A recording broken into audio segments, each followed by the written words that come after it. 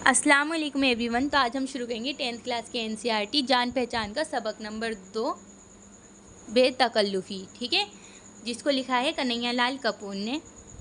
कन्हैया लाल कपूर का जन्म 1910 में हुआ था और 1980 में इनका इंतकाल हो गया। ठीक है, आइए इनकी हयात ज़िंदगी के बारे में जानते हैं। कन्हैया लाल कपूर लाहौर में पैदा हुए, वहीं आला तालीम हासिल की और अंग्रेज़ी के उस्ताद मुकर्रर हो गए। हिंदुस्तान की तकसीम के बाद हिंदुस्तान आ गए और गवर्नमेंट कॉलेज पंजाब में प्रिंसिपल के ओहदे पर मुलाजिम हो गए। यहीं इनका इंतकाल हुआ। यानी कि जो कन्हैया लाल कपूर थे वो कहाँ पैदा हुए? लाहौर में। ठीक है, और वहीं से इन्होंने अपनी हायर एजुकेशन कंप्लीट की थी और वहीं पे इंग्लिश के टीचर बन गए थे।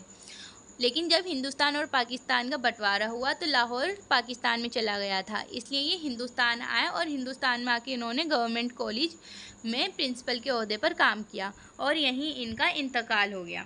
ठीक है, तंज़ व मिजाज इनका ख़ास मैदान है। पैरोडी लिखने में इन्हें ख़ास महारत हासिल थी। ज़िंदगी के आम तजुर्बों से मिजाज पैदा कर लेना इनकी ख़ास पहचान है। ठीक है, तंज और मिजाज इनका ख़ास मैदान है। ठीक है, तंज कसना ये सब इनका मिजाज था। ठीक, और साथ ही ज़िंदगी के आम तजुर्बों से मिजाज पैदा कर लेना इनकी खासियत थी।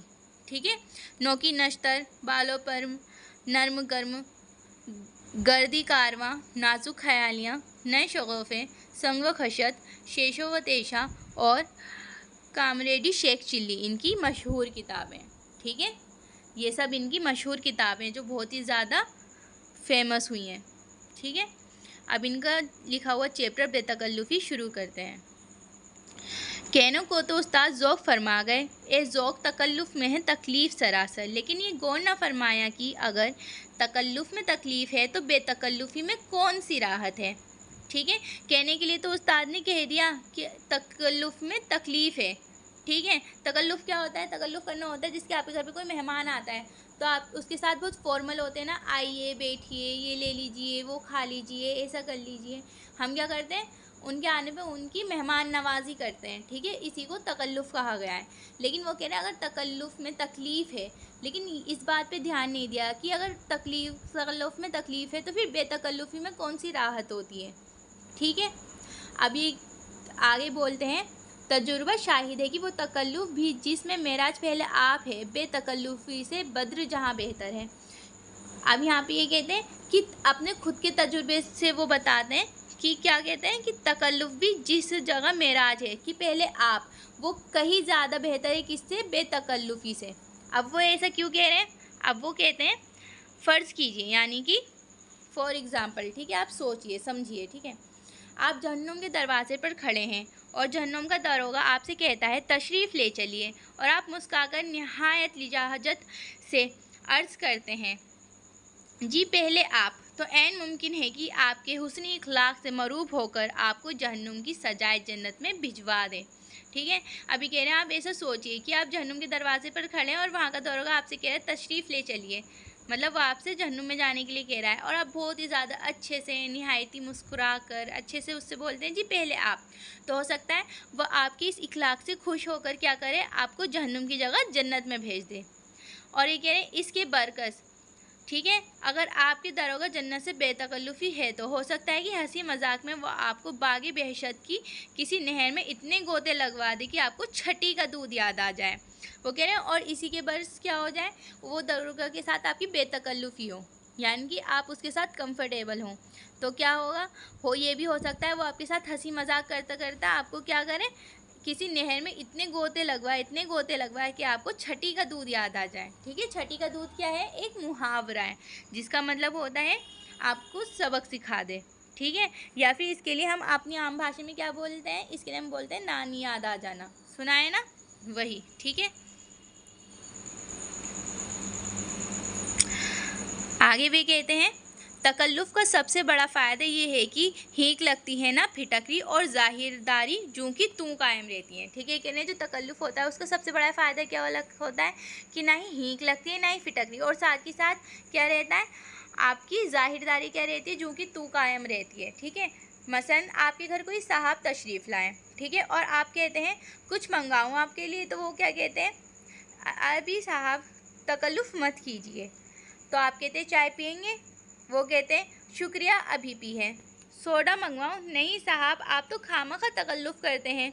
शरबत पीजिएगा? वो साहब आप तो फिर तकल्लुफ़ पर उतर आए। ठंडा पानी पीजिए? अच्छा साहब, अगर आप इसरार करते हैं तो पी लेंगे। इतनी देर में जाके आप जिसके साथ तकल्लुफ़ करते हैं वो मानता है, ठीक है। अब अच्छा साहब, अगर आप इसरार करते हैं तो पी लेंगे, ठीक है। अब अगर हज़रत आपके साथ बेतकल्लुफ़ी हो तो आपको कितनी ज़हमत उठानी पड़ेगी। अब देखिए, अब यहाँ पे वो क्या कह रहे हैं कि आप तकल्लुफ़ कर रहे थे तो ठंडे पानी तक में मान गए, ठीक है, आप ले आइए हम पी लेंगे। लेकिन अगर सोचिए इन्हीं साहब के साथ आपकी बेतकल्लुफ़ी हो तो फिर आपको कितनी ज़हमत उठानी पड़ेगी। अब वो इसके लिए भी लिखते हैं, खाना खाएंगे आप? हाँ हाँ ज़रूर खाएंगे, लेकिन खाना खाने से पहले चाय पियेंगे। चाय मंगवाऊँ? ज़रूर मंगवाइए, लेकिन पहले सिगरेट पिलाइए। चाय के साथ क्या खाएंगे? अम्मा यार तुम्हें मालूम तो है, पाव भर गाजर का हलवा, 2 आमलेट, 4 टोस्ट, 6 समोसे, 10-12 क्रीम रोल और हाँ, एक आधा केक हो जाए तो सुभान अल्लाह, लेकिन जल्दी कीजिए। बेतकल्लुफ़ी में यूँ तो हज़ारों की बायतें हैं, लेकिन सबसे बड़ी ये कि बसा औकात की तुफ़ैल से आपको सख्त खफ़्फ़त उठानी पड़ेगी। आप चंद मुअज़्ज़ज़ अशख़ास के साथ निहायत आमनाना अंदाज़ किसी मसले पर गुफ्तगू कर रहे हैं। कोई साहब दरवाज़े पर इस तरह से दस्तक देते हैं गोया दरवाज़ा तोड़कर ही दम लेंगे। अब ये बता रहे हैं कि जो बेतकल्लुफ़ी होती है उसमें हज़ारों की बायतें हैं, लेकिन सबसे बड़ी क्या है? सबसे बड़ी ये है कि बसा औकात इसके तुफ़ैल से आपको सख्त व खफ़्फ़त भी उठानी पड़ सकती है, ठीक है। अब वो इसके लिए बोलते हैं कि सोचिए आप कुछ ख़ास मुअज़्ज़ज़ अशख़ास के साथ बैठे हैं, ठीक है। मतलब वो कहना अशख़ास क्या है, ये शख्स की जमा है, ठीक है। और वो कह रहे हैं कि आप बहुत ही ज़्यादा मुअज़्ज़ज़ लोगों के साथ बैठे हुए हैं और किसी मसले पर गुफ्तगू कर रहे हैं, तभी दरवाज़े पे कोई बहुत ज़ोर ज़ोर से बजाने लगे और फिर ऐसे बजाए कि जैसे दरवाज़ा तोड़ के ही दम लेगा। फिर क्या होगा? 1 मिनट दरवाज़ा खटखटाने के बाद बुलंद आवाज़ में चिल्लाना शुरू कर दें और फिर इसके बाद में वही शख्स दरवाज़े पे खड़ा खड़ा चिल्लाना भी शुरू कर दें, अबे कहाँ है, दरवाज़ा खोल, अबे ना हुंजार सुनता नहीं, हम कब से चिल्ला रहे हैं, अरे कोई है, सब मर गए क्या। कमरे में दाखिल होते ही वो आपके अहबाब पर निगाह गलत अंदाज से डालते हैं और निहायत मुतानिब से कहते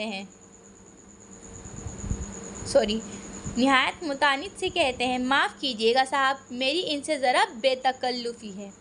या फिर कभी ऐसा होता है कि आप 2 बेतकल्लुफ़ दोस्तों के दरमियान कुछ इस तरह से घिर जाते हैं कि ना पाए रफ्तन जाए ना मानदन, ठीक है।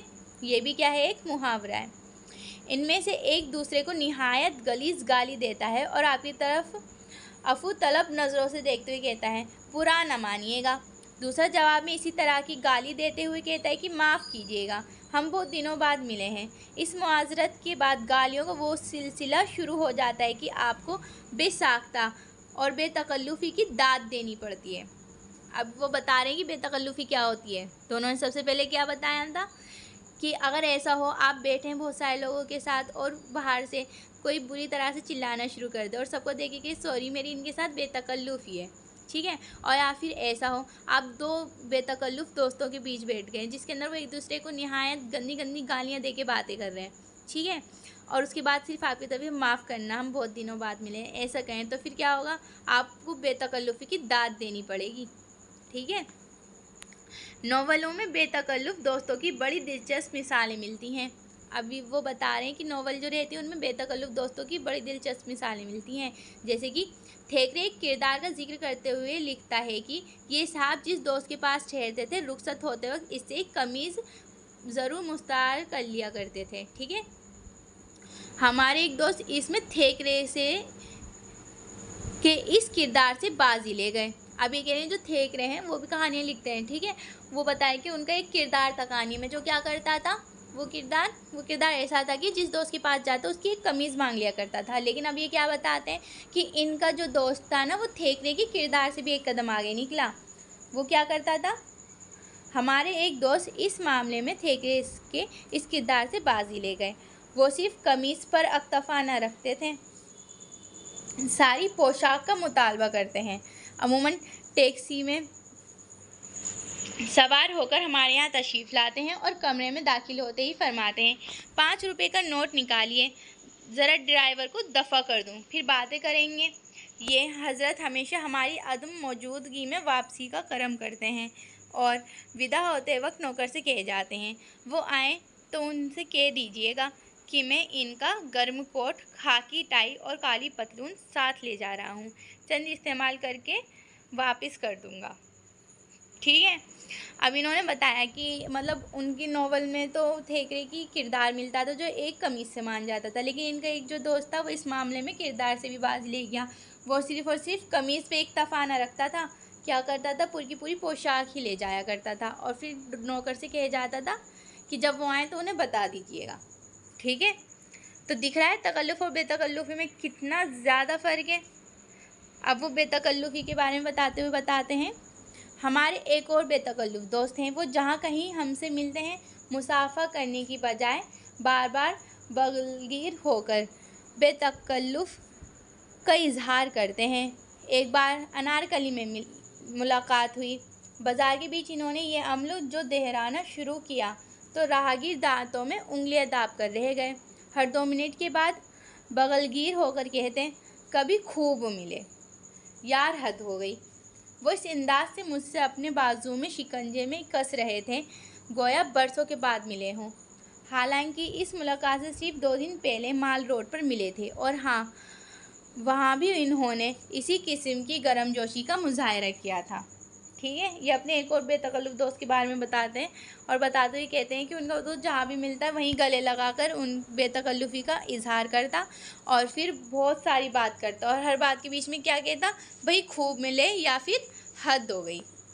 ठीक है।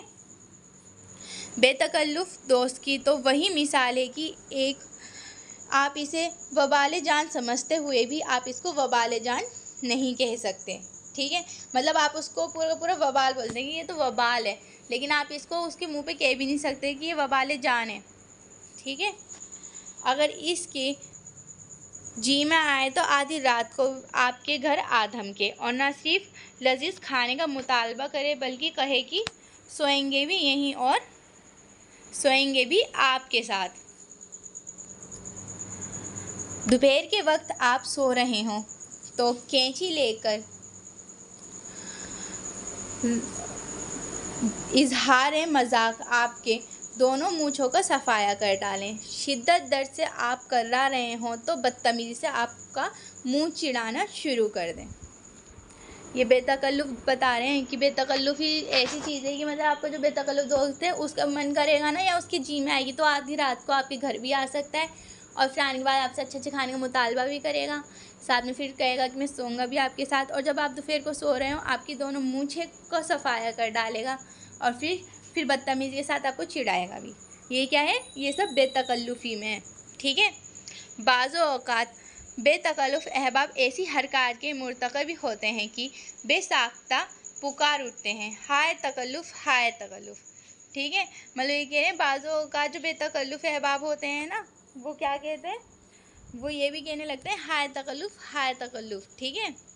अब इनके साथ क्या हुआ, एक दफ़ा मुझे दिल्ली जाना था, गाड़ी के आने में देर थी, प्लेटफार्म पर टहल रहा था, इतने में एक दोस्त से मुलाकात हो गई। पूछने लगे कहाँ जा रहे हो, मैं दिल्ली कहने लगे दिल्ली जाकर क्या करोगे, चलो बाटा नगर ले चलें। मैंने माजरत चाही, माजरत का मतलब माफ़ी चाहिए। इधर उधर की बातें हुई, यक लखत इन्होंने कहा ज़रा टिकट दिखाइए, तो मैंने टिकट दिखाया। टिकट लेकर इन्होंने इसके टुकड़े टुकड़े कर दिए और कुली से कहने लगे साहब का सामान वापस ले चलो, इन्होंने दिल्ली जाने का इरादा तर्क कर दिया है। सोचिए आपके साथ कोई ऐसा करे तो कितना गुस्सा आएगा, है ना। तो ये बेतकल्लुफ़ी है। ठीक है। फिर आगे वो लिखते हैं, इन्हीं साहब ने एक बार इससे भी अजीब हरकत की। एक दिन में दरिया के किनारे खड़ा हुआ गुरूब आफ्ताब का मंज़र देख रहा था। ना जाने आप कहाँ से आ टपके, आपने आओ देखा न ताओ पीछे से मुझे इस ज़ोर से धक्का दिया कि मैं लड़खड़ाता हुआ पानी में जा गिरा। आप निहायत ढिठाई से कहा लगाकर फरमाने लगे, वाह खूब छलांग लगाई आपने। जब मैं बड़ी मुश्किल से तैरकर किनारे के करीब पहुंचा तो एकाएक कहा लगाकर कहने लगे, मुझे मालूम ना था आप इतने अच्छे तैराक भी हैं। तकल्लुफ़ के ख़िलाफ़ आप जो चाहें कहें, लेकिन आपको तस्लीम करना पड़ेगा कि तकल्लुफ़ सरासर नफ़ासत है और बेतकल्लुफ़ सरासर किसाफ़त है। ठीक है, अब कहिए कि तकल्लुफ़ के बारे में आपको जो भी कहना है आराम से कहिए कि उसमें तकलीफ़ है, ये है, वो है, लेकिन आपको ये बात माननी ही पड़ेगी कि तकल्लुफ़ क्या है, नफ़ासत है, जबकि बेतकल्लुफ़ी कसाफ़त है। ठीक है, तकल्लुफ़ पहले आप है तो बेतकल्लुफ़ी पहले हम और जहन्नुम में जाएं आप है। ठीक है, वो कहना चाहिए कि तकल्लुफ़ में हम क्या बोलते हैं, पहले आप, लेकिन बेतकल्लुफ़ी क्या है, पहले हम और जहन्नुम में जाएं आप। ठीक है, तकल्लुफ़ गज़ भर लंबा घूंघट है तो बेतकल्लुफ़ी गज़ भर लंबी ज़बान है। तकल्लुफ़ ज़ेरे लब मुस्कुराहटें है तो बेतकल्लुफ़ी खंदा बेबाक है। ठीक है, अब अगर इस पर भी उस्ताद ज़ौक़ फरमाएं कि तकल्लुफ़ में सरासर तकलीफ़ है, तो हम तो यही कहेंगे साहब आपको बेतकल्लुफ़ दोस्तों से पाला ही नहीं पड़ा। ठीक है, अब इन्होंने क्या बताया कि उस्ताद ने कह तो दिया कि तकल्लुफ़ में क्या है, तकलीफ़ है, तो फिर उन्होंने क्या करा, अगर आपको ऐसा लगता है कि इसका मतलब आपके साथ क्या है, आपका आज तक बेतकल्लुफ़ दोस्तों से पाला ही नहीं पड़ा, इसलिए आपको पता ही नहीं कि बेतकल्लुफ़ी क्या है। ठीक है, सबक यहाँ पूरा हो गया। अब सबक की मशक पे चलते हैं। ठीक है, तो मशक का सवाल नंबर 1 है, मायनी याद कीजिए। तकल्लुफ़ तकलीफ़ उठाकर कोई काम करना, बनावट ज़ाहिरदारी दिखावा। मेराज बुलंदी ऊंचाई, शाहिद गवाह, राहत आराम आज़ाइश, नाहुंजार बुरी चाल चलने वाला, अफ़ू तलब माफ़ी मांगने वाला, यकलखत फ़ौरन या फिर अचानक, माज़रत अज़्र मुस्तार मांगा हुआ उधार लिया हुआ। ठीक है, इक्तफ़ा काफ़ी समझना या किफ़ायत करना, अदम मौजूदगी गैर हाज़िरी, कर्म इनायत मेहरबानी, विदा रुखसत या जुदाई, रूप मतलब चाँद का डूबना या फिर सूरज का डूबना, नफासत खूबी उम्दगी लताफत, और किसाफत क्या होता है, गुलाजत काढ़ापन। ठीक है, दूसरा है, गौर कीजिए, ज़रूरत से ज़्यादा तकल्लुफ़ और बेतकल्लुफ़ी दोनों ही परेशानी का सबब बन जाते हैं।